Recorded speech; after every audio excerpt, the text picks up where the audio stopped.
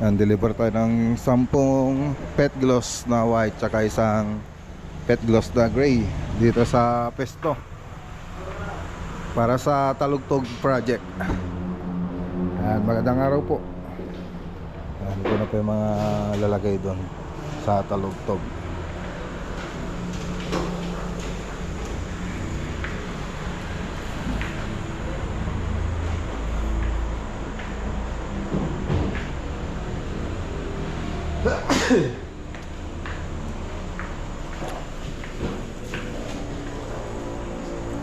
So, stock natin. Marami tayong stock. Okay.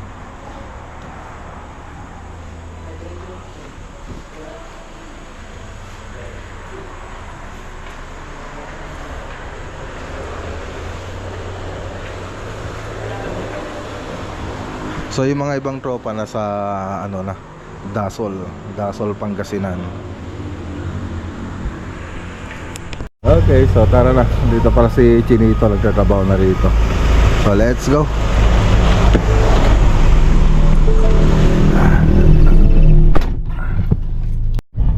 Okay, dito naman tayo sa ano, Ordaneta. So punta po tayo sa project natin dito. I-update po natin. Papasok.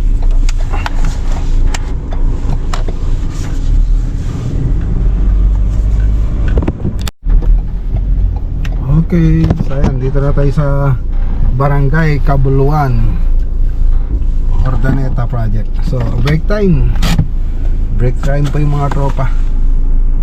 So update natin tong project. Tignan natin kung ilan na yan, kung gaano na kalaki na itambak nila sa loob. So ito yung perspective nya. Ito yung building pyramid.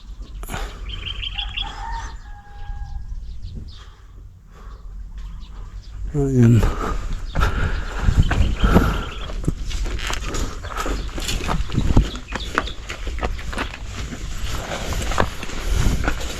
Kamusta? Mamang kayan?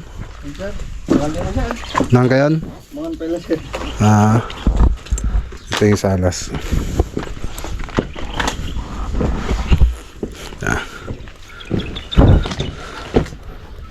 Malaki pa yung ano, tatambakan nila.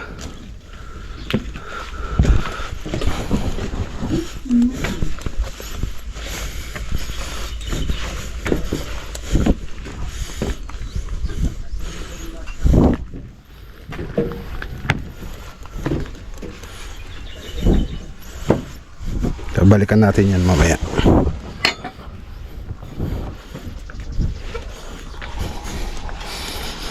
Ito si Danyo. Si Danyo. Si Danyo.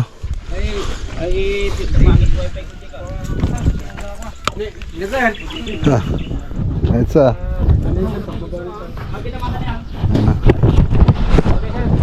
Sige.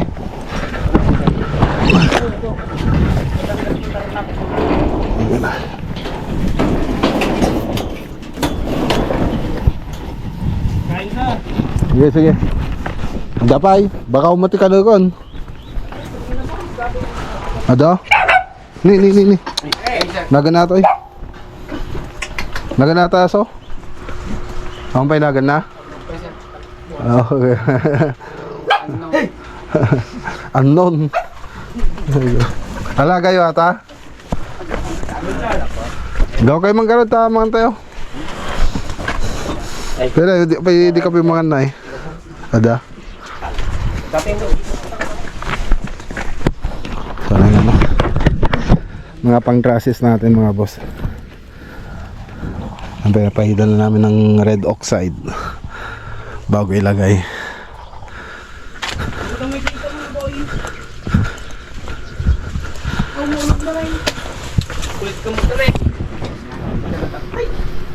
Tayo mga boss with sabaw, isang kapa. Sinigang no? Sinigang na hito.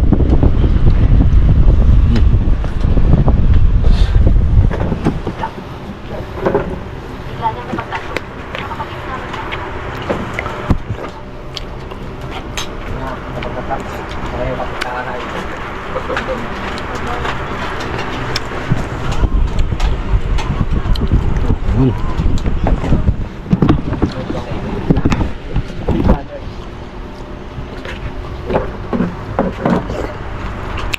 ito yung mga gagamitin natin sa ano, trusses. So 2x8 na zipper links, meron din 2x3 na zipper links, tsaka 2x4 na tubular. So yan po yung mga kailangan natin. Tapos angle bar, yan po yung mga kailangan natin na ano, para sa trusses. 1.5 lahat po yung ano niya, kapal niya. Okay. So ito na lang yata yung ano, lalagyan tsaka doon, no. Oo. Agbuhos ka yan. Okay, magta-trasis na daw sila. Tapos ano sa marunong arami din yung trasisan, malpas kagbuhos. Okay. Okay, sige, tingnan natin sa ano,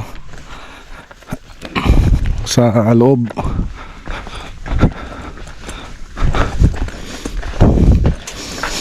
Medyo malaki pa yung ano, tatabunan natin.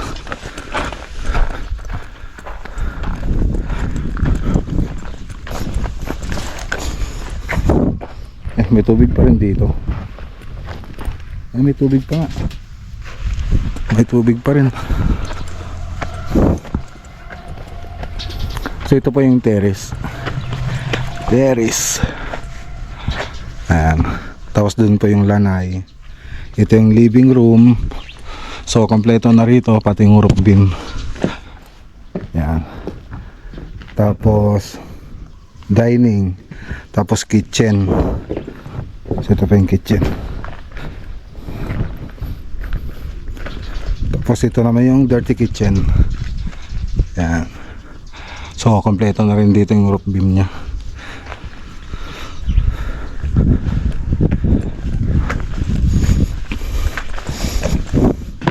Tapos dito, ito yung room 1. Yan, kompleto na rin pati yung roof beam nya. So pwede na rin tayong mag-trusses dito. Tapos toilet and bath, tapos room 2. Tapos ito yung master bedroom. So dito na lang yung di pa tapos. Yan, di pa tapos ditong banda. Master bedroom. Tapos ito po yung walk-in closet tsaka yung toilet. Yan. Toilet TNB. Tapos may balcony pa po dito. Yung pinagdaanan natin kanina. Yan. Okay.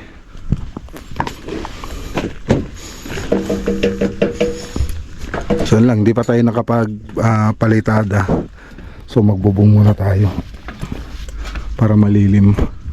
Tapos inunti-unti pa rin natin ito na ano, tabunan. May nakasuporta pa rin na mga ano, mga soaring jack. Ayan, no. Nakasuporta pa rin po siya. Hindi pa po natin pwedeng tanggalin yan.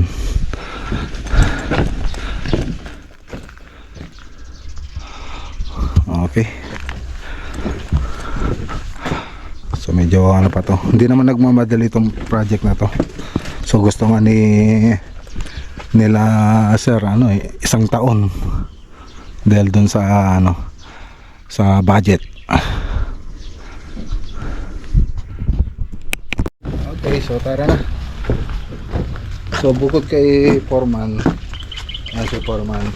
So may architect pa po tayong naka-stay dito para sa supervision. Shoutout kay Sir Fernandez Lando. Ano na? Tapos pa tabong di forward ay Burn.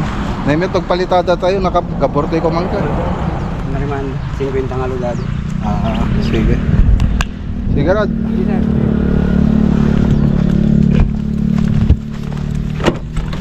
So tara.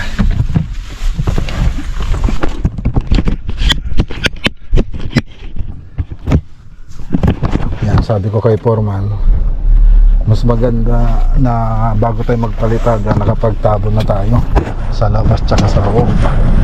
So parang ipitin yung wall natin para medyo mabagal, kasi pag ganyan na ano, pagporma pa lang ng tubo, kasi tubo yung ginagamit nilang scaffolding, matagal na. Hindi gaya nung scaffolding na 8 spring, kahit mag-isa mo lang na magbuhat, okay lang. So ganyan kasi kailangan mo ng tools, kailangan mo pang may maghahawak pag mag-assemble ka ng scaffolding mo. Pag magpapalitada ka, kung patag na yung flooring, tapos 8 frame yung gagamitin natin scaffolding, mas mabilis tayo. So yun, tara. Sa Lawak naman tayo,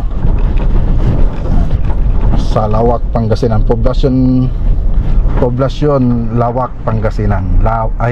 Tanongin ano nun? Lawak pala, Lawak. Yan. Okay. Yan, dito naman tayo sa Lawak, Pangasinan project. Yan, malapit na tayo magbubong. Yan, shoutout kay Sir Alfredo Lacero. So, tara sa loob.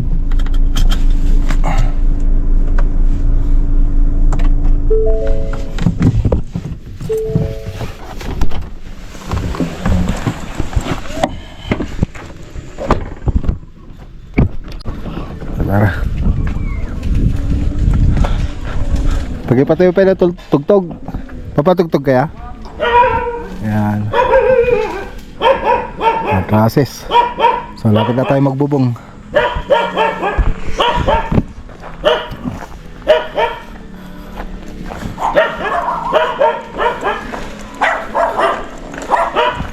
Nakapagpalitada na rin sila sa taas.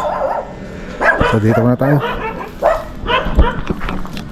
So tingnan natin sa kabilang side kung nakapagpalitada na rin sila.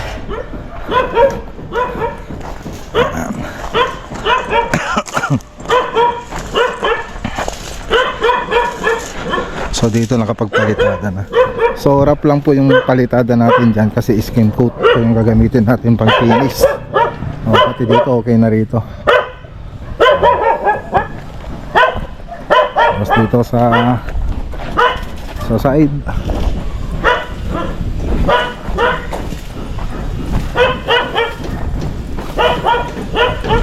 so doon na lang sa baba ng trusses, hindi pa nakapagpalitada. Tapos yung mga para sa canopy, nakabang na rin.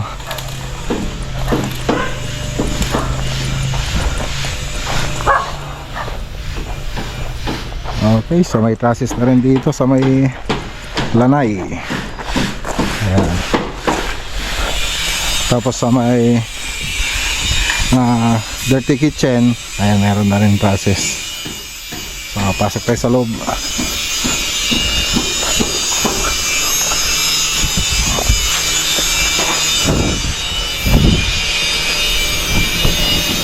So ito yung dirty kitchen, tapos lanay.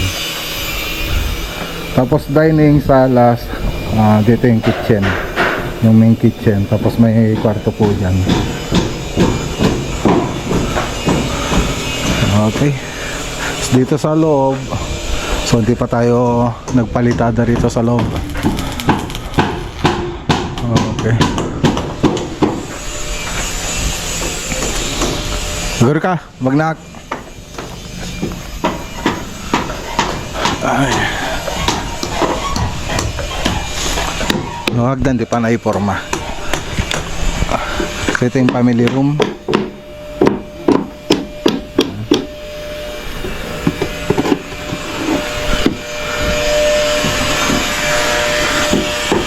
Tapos yung room 1.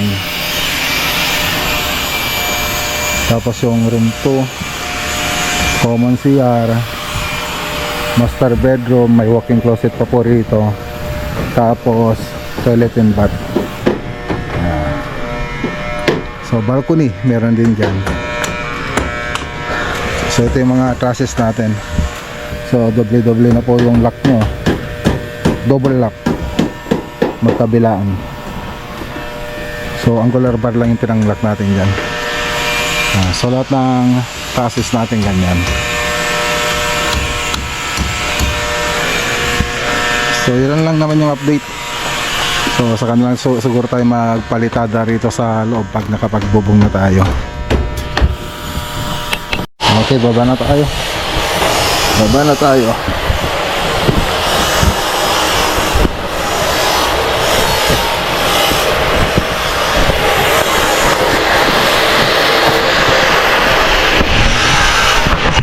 Ito yung decorated block ko lalagay sa dirty kitchen. Gilang sir, trabaho ka lang ta. Ayan, so dito pa yung may lalagay yan. So hanggang dito lang pa yung palitada niya. So dirty kitchen. So maliban doon, wala pa naman tayong ibang update. Shoutout kay Sir Alfredo Lucero. Yan, lumilitaw na yung ganda niya nung wala pang trusses ito. Parang wala, parang kulang, parang hindi pa magandang tignan. Kung titignan mo parang ang pangit. Pero nung may trusses na, siyempre nagkakahugis na, ayan, gumanda-ganda na. Siyempre lalong gaganda yan pag nilagay na yung mga detalye niya, mga siyempre pintura, wall accent, yun yung mga nagpapaganda pa sa bahay. Tapos mga ilaw. Okay, so tara na. So si Marco naman yung si Foreman Marco yung supervise dito. Dati shoutout mo kami sir. Po sa mga trabaho ko sa Urig, saka sa mga kakapalawar sa Mac Lagunilla. Ayan. I-shoutout mo si sir si Sir Alfredo. Shoutout ko pa kay Sir Alfredo Lucero. Alfredo Lucero, yung may-ari ng bahay. So tara. Ingat sir. Sige.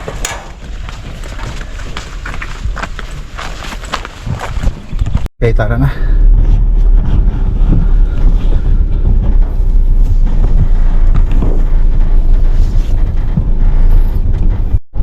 Okay, dito na tayo sa bahay.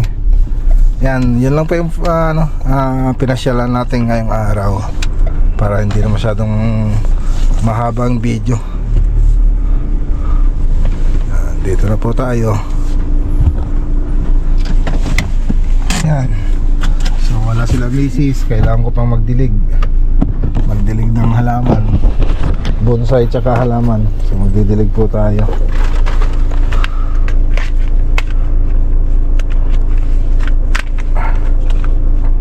So habang didilig, mag-edit na rin tayo ng video ng vlog natin para pagkatapos ay mag-upload na lang. So ayan, marami tayong gagawin.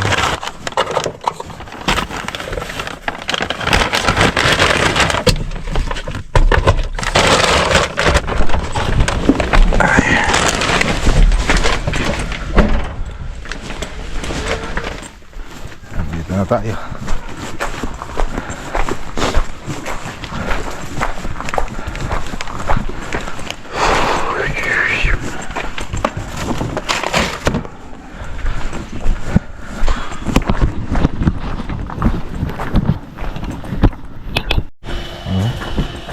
Dilig na tayo. So sinimulan ko na to kaninang umaga. Kaya lang kailangan ko na magtrabaho. Hindi ko natapos. Dilig tayo. Walang pa shower. Ayun. Ayun. Ayun.